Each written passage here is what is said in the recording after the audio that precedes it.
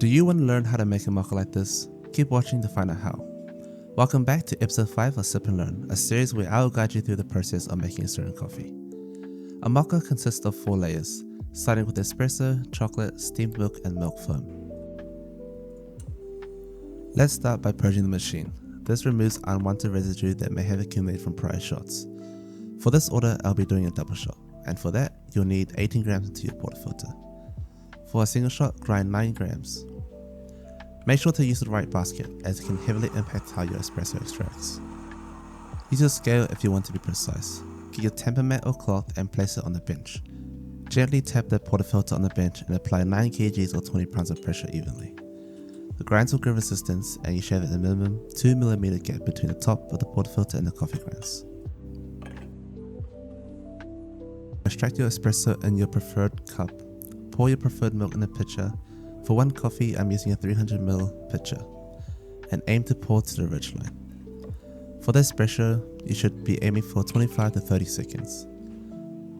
A slow extraction means your grinds are too fine. Gradually adjust your grinds to a coarser setting, and vice versa for running too fast, adjust to a finer setting. When the extraction is completed, put in a full tablespoon of chocolate powder and either mix it with a spoon or a frother. I find using a frother mixes better.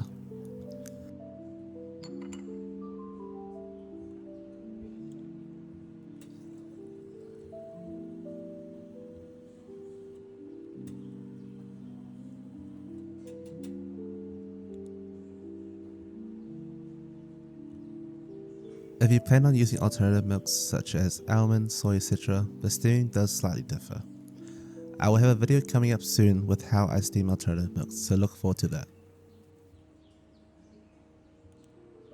Now let's steam the milk.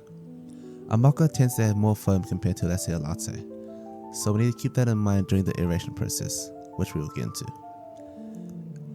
Purge your steam bond and adjust it so it sits below the milk. Open the steam valve and place a hand on the pitcher. Aerate the milk for about 3 to 4 seconds. You're looking for a paper ripping sound. The next step in steaming is the velveting or texturing stage. Adjust the pitcher on an angle and begin to create a whirlpool or vortex motion.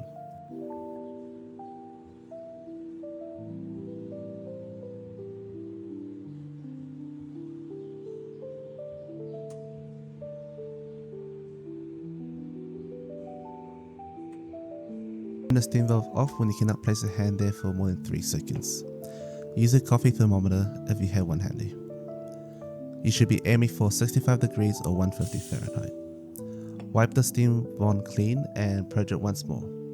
Pour out some of the milk and leave just enough for your cup.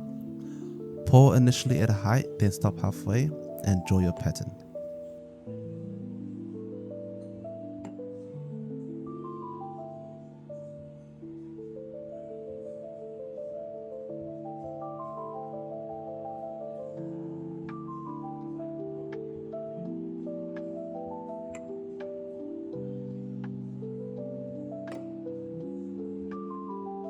If you found this video informative and learned something today, why not hit the follow button, or else your mocha will look like shit.